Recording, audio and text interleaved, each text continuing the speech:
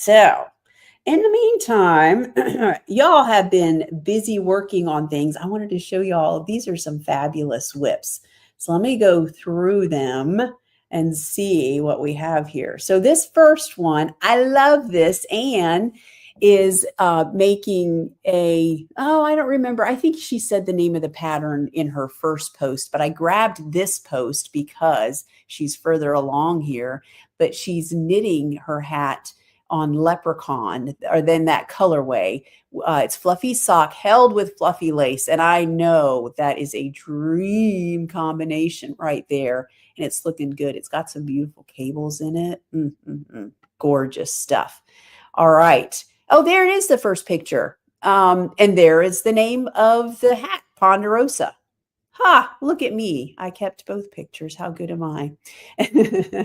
Unintentionally. And then Teresa started a hat. She didn't say what the pattern is, but she did mention that she hopes it enjoyed its trip to Denver. I hope so, because I think that Teresa lives in like Indiana or something, one of those states around there. So I'm not sure why it went to Denver. However, I believe this is the narrow margins colorway. That was a one-of-a-kind colorway a couple weeks ago. So looking good. You made good progress. And then speaking of narrow margins, Tracy is knitting her Musselburgh hat. Look at how far she has gotten. That is amazing. And apparently she's knitting on it. This does make a good break knit when you need a break from something else. The pink there is berry, and she says she doesn't know the orange. She stuck it in a safe spot. Anyway, so that is looking really good. I love it. Okay, next up, Jane was kind enough to post that she did this on Silky Sock, and it's the Usonian shawl. And she used potato peel pie and inspired. I'm pretty sure she got that yarn from She Sells Yarn, because Helen does stock the silky stock there. Silky sock. Can I speak today? Maybe not. Anyway, so it's looking good.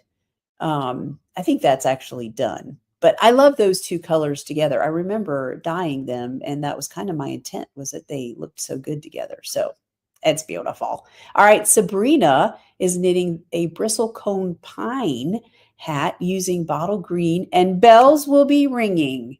I love that. You know how I love my Christmas colors, so it's looking good.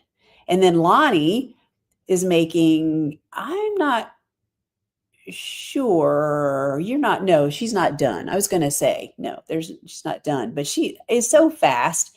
She's knitting this with sparkly sock, and she's got, I know she's listed the colors before. This is the Fiberfest shawl, which she has knit before and apparently is a glutton for punishment because she decided to knit it again. But she says it's easier the second time around and with fingering weight rather than using the lace weight that I stuck her with the first time. So I know there's oh gosh, what are the colors? There was a one-of-a-kind colorway in there. I know she's going to add, if she hasn't already, Mad About You. And I think there's a third color, but of course I don't have it. I'm sorry. But obviously looking beautiful because Lonnie always picks the best colors. All right, this star finished the Worcester hat. That pattern is by Courtney Kelly. She used two different greens, Magic and Mistletoe, held together with Army. And that is gorgeous right there. That is a beautiful hat. I need to go check out that pattern because I'm really digging it. All right. What do we have here? Oh, yes. Susan is she's trying, oh, that's right. I remember she was trying out her flexi flips that she said that she's not necessarily a fan. It's the Everywhere hat. And I forget the name of this green. I want to say she mentioned it somewhere. I don't remember. Anyway, so it's the Everywhere hat, which also looks pretty cool. I like it.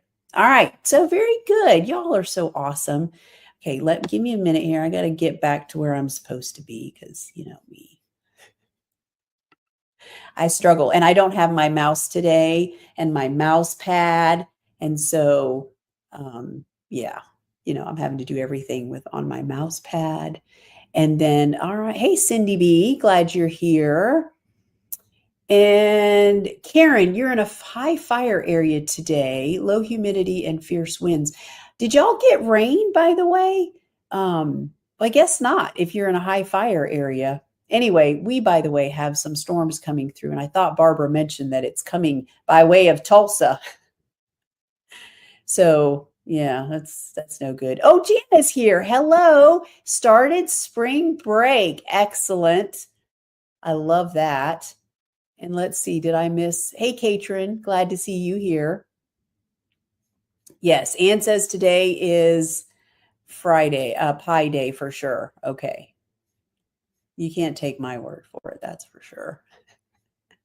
All right, so far we have Odette, and then I saw a Sienna. Tish says, how about the name Sienna? It refers to the color red-orange. Red is indeed my favorite color. This is very true. I don't know if y'all noticed in that picture that I posted of us at dinner last night, Barbara had a red Swan City shirt on. Be still my heart. I love it so much. Hey, Liz, glad to see you here. All right. Okay, Deb, the Flexi Flips and other similar style brands are not pointy enough for me after using Chiaogu. I do like the pointiness of Chiaogu, I have to say. Although I'm curious, I noticed when I started my Musselburgh hat, I'm doing it on Trusty Sock. I noticed, and I was using my Chiaogu DPNs, I was really splitting the yarn. And it's very fiddly and tight at first. But at first I was like, okay, something happened to the yarn because I knit with this base all the time. What's going on? And then when I lengthened to the 9-inch shorties, I switched over to that. I was still having some splitting issues. And I wondered if maybe it was the sharpness of the needles. I don't know. I don't think that's it. Now that I'm on the regular, I've switched over to an 8-inch cord. I call these my hat needles, 4-inch tips with an 8-inch cord. So 16 inches around. And I've got no more splitting issues, but I don't know. Normally I really like the pointiness of them, but I don't know if it was just because my stitches were really tight. And I've also noticed I'm having more and more issues with low light when I'm knitting in low light that I don't see near as well. It's like my eyesight has decided to just drop off dramatically all at once. And so, and we definitely, like at night when I'm knitting in the living room and we're watching TV, it's definitely a low light situation. So I may have to do something about that. Anyway, so on to my projects. Y'all have to look at what I'm knitting. So this is executive producer, and hang on, I got a hair. Bo's going to have one of my hairs knit into his hat. So this is oh, y'all, I'm not even showing you. Hang on. Where am I at? Y'all are like, we're looking at Susan's hat. Sorry about that. I've been yakking off and yakking off. I'm talking, running off at the mouth. I think that's why I'm yakking and I combine running off at the mouth. Anyway, sorry. I'm a mess today is what I am. Yep, I'm definitely seeing the whip. Yeah, you were definitely seeing the whip screen. Okay, so let me back up here. So Karen says, not a drop of rain. Okay, well, hey, I'm hoping that you get rain at this point. And then Liz, your navy shirt is on the way. I like navy too, you know. Oh, Sienna Odette Edgar. I don't hate that. I love that. Okay. Sorry, y'all. I'm sick. Okay. So what am I working on? Here is my Musselburgh hat. My Bo is over there making comments from the peanut gallery. His Musselburgh hat. And this is how far. It doesn't look like I've made much progress, but I've spent a lot of time knitting on this booger. So, but it's in the executive producer colorway. And as you can see, I am indeed on what I call my hat needles, the 8-inch cord with 4-inch tips. And yeah, definitely Chow Yu.